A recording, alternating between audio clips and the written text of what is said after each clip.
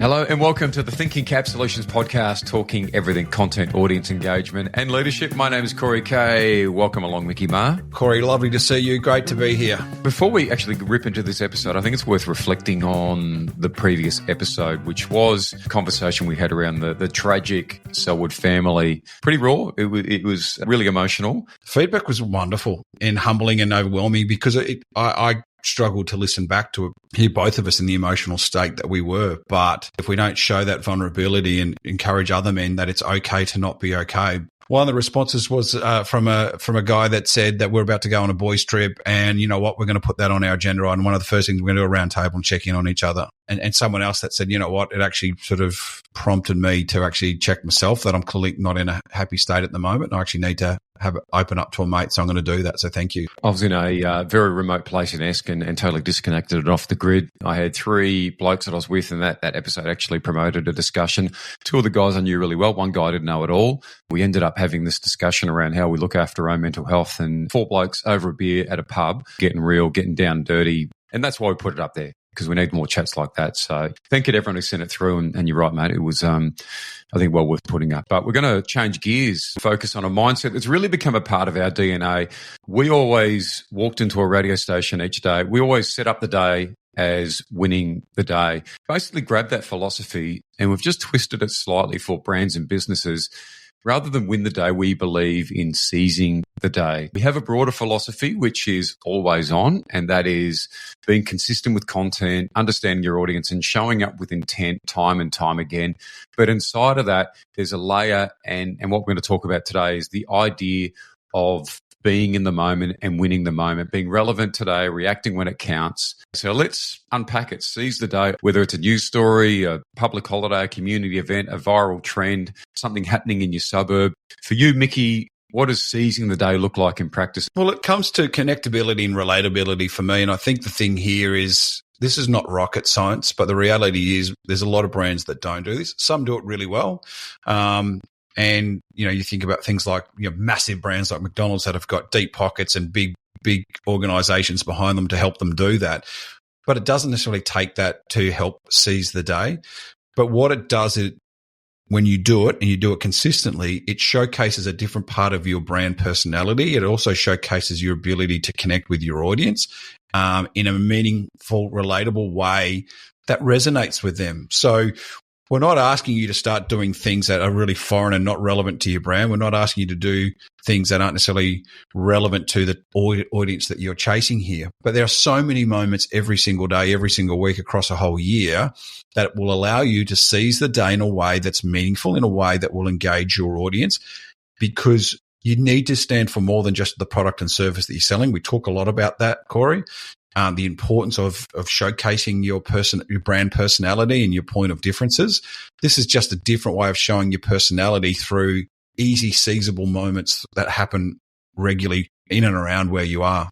So what do you need to seize the day? We're trying to keep this really simple, so no matter what size business or brand you are, you're able to take advantage of seizing the day and connecting with your audience.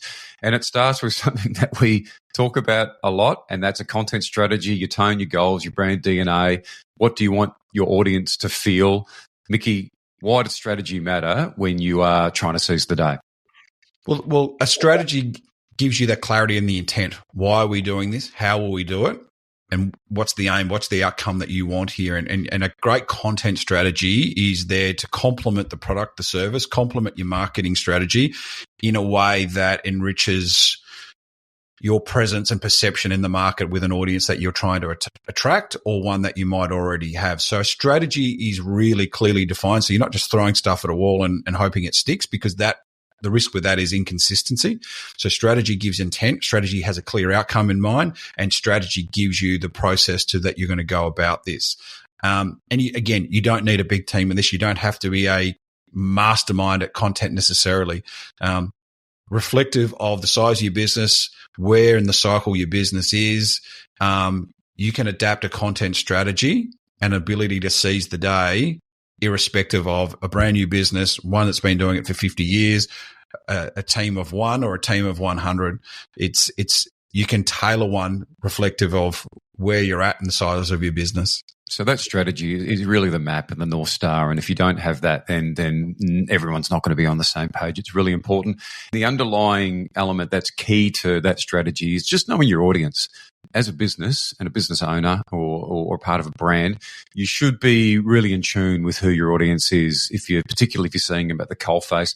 But I think another really important part, Mickey, and one that I don't think many brands and businesses think of, is hiring people who might have content skills. Let's think of a cafe, and I'll give you an example.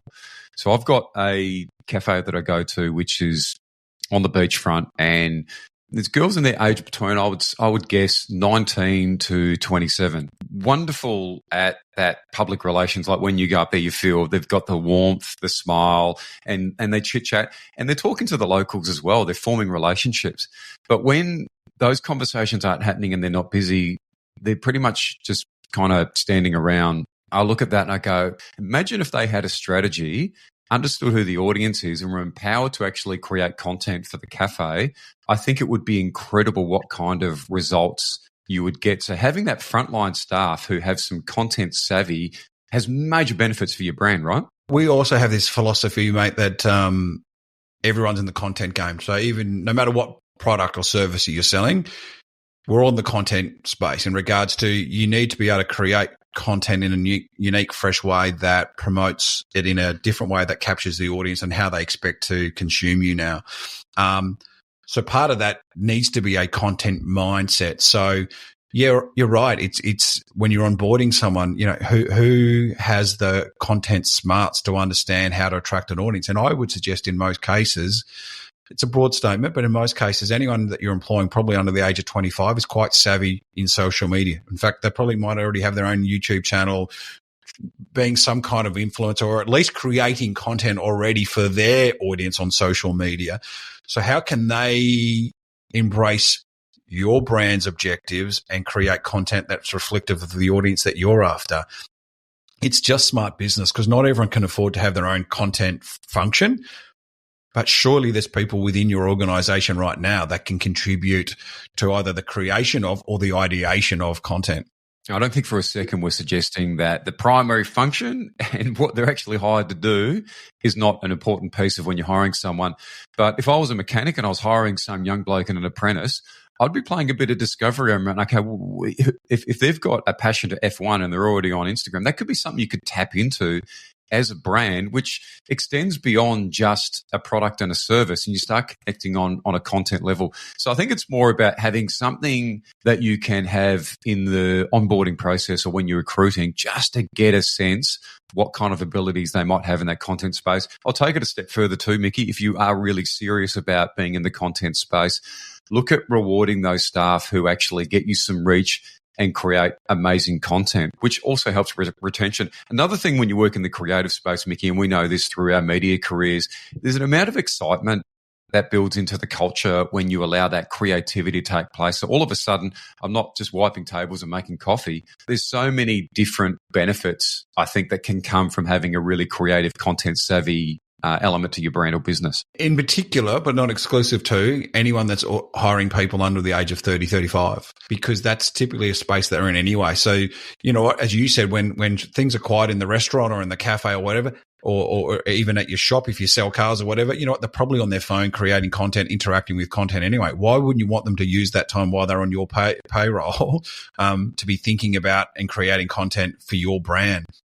I loved what you touched on before. In fact, so much so that I think we actually just need to put it up in bold, is we are not suggesting lose sight of the core strategy of your business, which is the product or the service that you're trying to do. That first and foremost needs to be in check. It needs to be of quality and it needs to be front and center. What we're simply saying is, in today's world, most people need to have another skill up their armor. And in most cases, you've probably got people already, or when you're recruiting people, look for people that can add value in addition to the core strength of what you want them to bring for you here. Because seizing the day is a great opportunity to engage an audience beyond just what you're trying to push them. This is not about push. This is about pulling. If anything, it's about pulling. It's bringing in the audience into you, into your brand, helping it feel more connected and relatable to your brand beyond just the product and service that you sell. And that's relevant. We've spoken a fair bit already in the potty around, cafes and stuff. But it is relevant to if you're in real estate or in selling cars or any kind of industry. The ability to create content that connects with an audience is of high value, no matter what industry you represent. So we're trying to make this as simple as possible. So have a content strategy, as simplistic as that may be, understand your audience, start looking at how you can recruit those in your team who have a content savvy or content ability. And a really important piece is we obviously need to make time to come up with, okay, how are we going to seize the day? So it's having that meeting, Mickey, and then that can come in all different forms depending on what kind of business you're in. That could be one weekly to start establishing and planning out Mother's Day coming up, whatever those key milestones are. Or in an ideal world, actually having, when you have your huddle at the start of the day, bouncing around a few ideas, whether someone's seen something on the way in or the Maroons won last night in State of Origin and we can seize on that event. It's just prioritizing that it needs to be part of our overarching of what we do. And again, no matter what industry you're in. So I like your point there is that, I think ideally it would be a daily conversation, but finding whatever works within your brand, but making sure that if you see the value in what a content strategy can do for your brand and to attract an audience and engage an audience and then retain an audience and then more so grow an audience, then make it part of your daily conversation with your staff. And it might be a 5-minute piece of your overarching. I'd like to think that if you're opening a restaurant or your cafe or even a shop, you probably I'd hope to think you're talking with your staff. What are we trying to achieve today? What's our target today? What's fresh on the menu? Or if it's in the clothing store, what's our KPI today? How much stock do we need to move? But having a couple of minutes of conversation, hey, is there anything that's been happening in your world today or that's going on that we need to think about and reflect? It doesn't take that. It might feel a bit clunky initially, but then it forms part of habit. And in most cases, what we're talking about here is stuff that your audience, including your staff, are probably thinking, doing, or reacting with anyway. So you touched on it there with Mother's Day. Let's just use that as one example.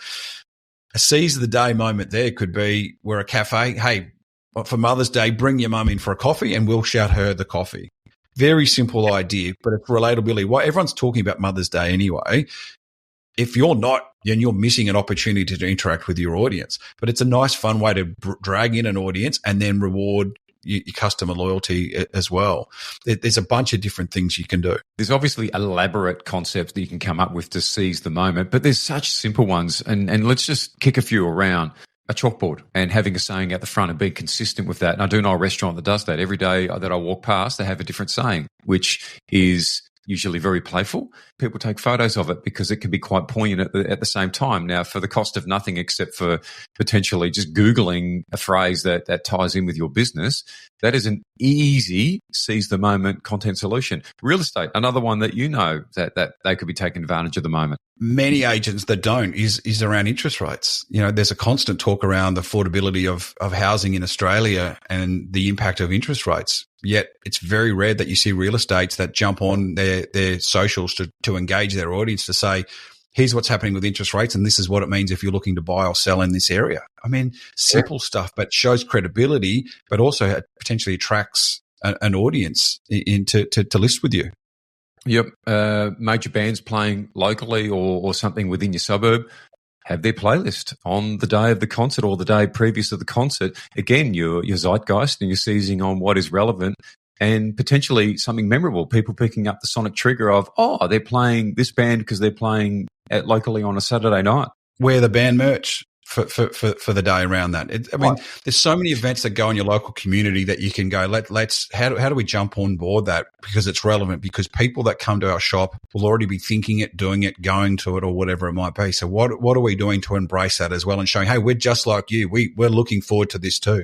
These things cost nothing except for what we've talked about, having a clear strategy, knowing who your audience is, having people who are savvy in terms of content, then having that moment where, whether it's weekly or daily, where you have the ability to come up with, okay, how can we seize the moment? That's just stuff off the top of our head, and we can help you out, Mickey, with whether it's your content strategy or ideation.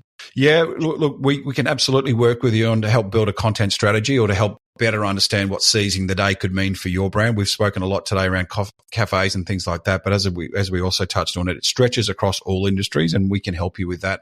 Love you to reach out to us, get in contact, thinkingcapsolutions.com.au or LinkedIn, Thinking Cap Solutions, all one word.